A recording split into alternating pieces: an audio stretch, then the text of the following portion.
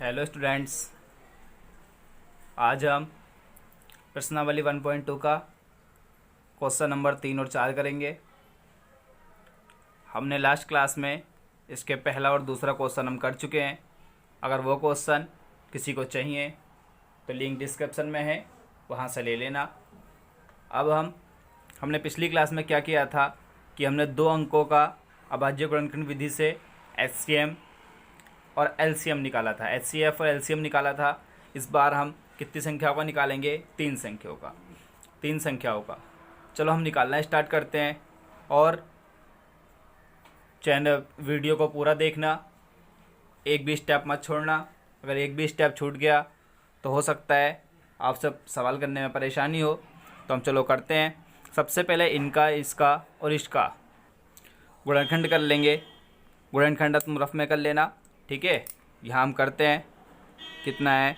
12, 25, 15 और 21। इसका क्या करते हैं? गुणनखंड करते हैं। तो इसका गुणनखंड कितना आएगा? तो 2 गुणा 2 गुणा 3। इसका कितना आएगा? 3 गुणा 5। इसका कितना आएगा? 3 गुणा 7। ठीक है। अब क्या निकालेंगे हम? सबसे पहले तो इसकी हम घात चढ़ाना है, तो घात चढ़ा लेते हैं। वरना पिछली उसमें जो हमने HCM, HCF और LCM निकाला था पिछली क्लास में, वो घात चढ़ा कर निकाला था। इसमें हम बिना घात चढ़ाए इसमें निकाल कर दिखाते हैं कि सबसे पहले हम यहाँ क्या लिखेंगे? HCF। अब इसमें जो इन तीनों में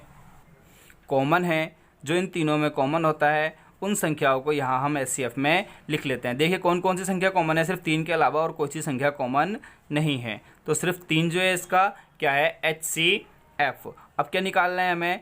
LCM। LCM क्या होता है कि इन सब संख्याओं में पहले हम 2 देखो, 2 कितनी बार आया? 1 बार आ गया, 1 टाइम आएगा तो 2 लिख लेंगे, फिर 1, फिर 2 लिख लेंगे। अब जो इन तीनों में कॉमन है, क्या है कॉमन? 3। इसमें भी है, इसमें भी है, इसमें भी है। तो इसको तीनों बार ना लिखकर कितनी बार लिखते हैं हम? सिर्फ 1 टाइम। ठीक है।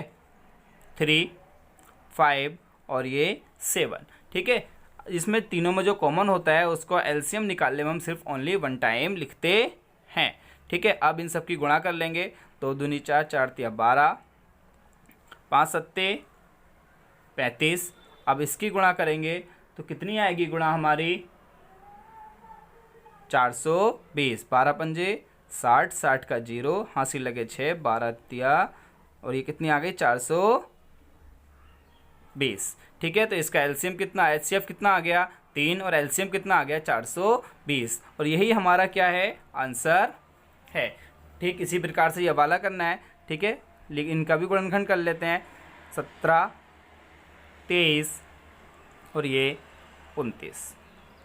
ठीक है। आज हम 17 का गुणनखंड करेंगे तो यह अभाज्य संख्या है, ये खुद से जाती है और सिर्फ 1 से जाती है। तो इसका 1 लिख लेंगे हम यहाँ, और ये कितना लिख लेंगे? 17। और इसका क्या लिख लेंगे? 1। और ये कितना है? 23। ये कितना है? 1 और ये 29। अब क्या निकालेंगे? सबसे पहले HCF। जब हम HCF निकालेंगे तो कितना है? इसमें तीनों में कॉमन क्या है? सिर्फ ओनली 1। तो HCF क्या है इसका? 1। अब LCM निकालते हैं हम। LCM कितना है? 17, 23, 29। अब जब इन तीनों की, अब हम इन तीनों की क्या करेंगे? गुणा करेंगे। जब हम इन तीनों की गुणा करेंगे तो गुणा क्या आएगी हमारी? 1 1 3 3 9। अब ये जो आ गया HCF जो आया ये 1 आ गया, और LCM इसका कितना आ गया? 11,339। और यही हमारा क्या है? हमारा आंसर है। हम लास्ट क्वेश्चन करते हैं। लास्ट वाला क्या है? 8 9 25। ठीक है। अब जब इसके गुणनखंड करेंगे तो इसके गुणनखंड क्या आएंगे? 2 गुणा 2 गुणा 2। और जो 1 जो होता है वो हर किसी में होता है, लिखना है लिख लेना, अन्यथा नहीं लिखना। 3 है तो इसका क्या होगा? 3 गुणा 3, और 1 इसका भी लिख लेते हैं। 5 5 गुणा 5, इसका 1 इसका भी लिख लेते हैं। ठीक है। अब हम क्या करेंगे? देखो इसके जो गुणनखंड होते हैं हमने पिछली क्लास में निकालने सिखाए हैं। अगर यहाँ पर प्रॉब्लम आ रही है तो पिछली क्लास हमारी ज़रूर अटेंड कर लें। ठीक है। सबसे पहले हम क्या करेंगे, HCF। HCF के लिए क्या करते हैं हम, जो तीनों में कॉमन होता है उसको हम लिख लेते हैं। ठीक है, HCF क्या है, इसका सिर्फ 1, मतलब तीनों में कॉमन क्या है, 1। ठीक है, अब क्या लिखते हैं हम, LCM। LCM कितना है, 2। अब इन तीनों को लिख लेंगे, 2 गुणा 2 गुणा 2। अब इसके गुणनखंड कितने हैं, 3 गुणा 3, 5 गुणा 5। अभी कितना आ गया, 8, 9 और 25। अब इन तीनों की क्या कर लेंगे, हम गुणा कर लेंगे, और गुणा कर कितनी आएगा, 1800। और यही हमारा क्या है, आंसर है। लेकिन एक इम्पोर्टेंट बात, मोस्ट इम्पोर्टेंट बात है कि क्या है कि हम ये रफ कार्य है, यहाँ लिख लेते हैं, रफ कार्य में समझा रहे हैं हम, रफ कार्य। पहले क्या होता था कि हम जब दो संख्याओं का एलसीएम या एचसीएफ निकालते तो क्या होता है कि दोनों संख्याओं का गुणनखंड दोनों संख्याओं का गुणनखंड बराबर होता था LCM गुणा HCF के। क्या होता था, LCM और HCF के बराबर होता था इन दोनों संख्याओं का गुणनखंड। लेकिन ये बात याद रखना कि इन तीनों संख्याओं का गुणनखंड इसके LCM और HCF के बराबर नहीं होता।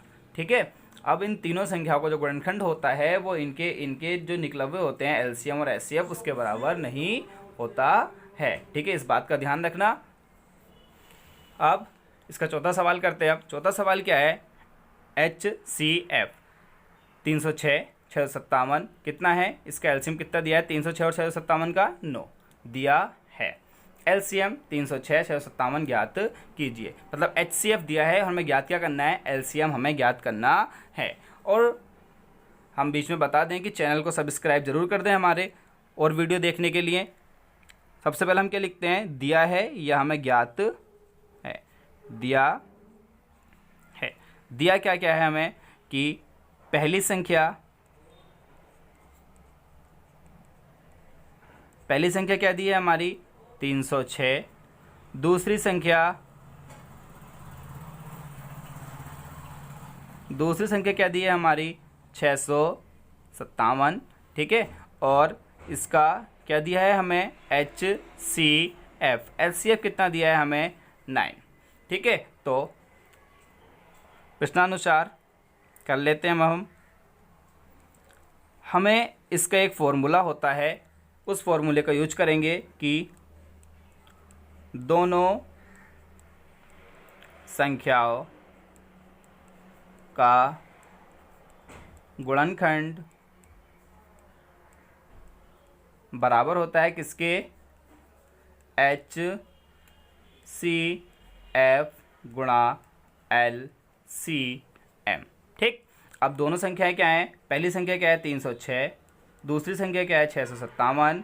ठीक है, बराबर है किसके, LCM कितना दिया है 9, और हमें LCM हमें ज्ञात करना है। HCF कितना दिया है 9, LCM हमें ज्ञात करना है। तो ये इसके साथ गुणा में है तो इसके साथ क्या में पहुंच जाएगा, ये भाग में।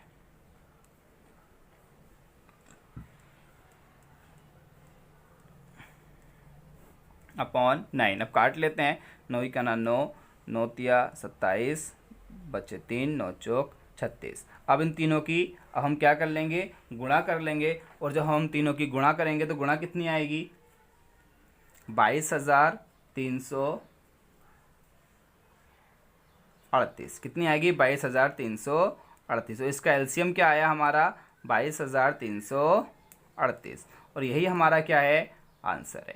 आज हम सिर्फ इतने ही सवाल करते हैं, तीसरा और चौथा। कल को हम इसके जितने सवाल रह गए हैं वो कंप्लीट कर लेंगे।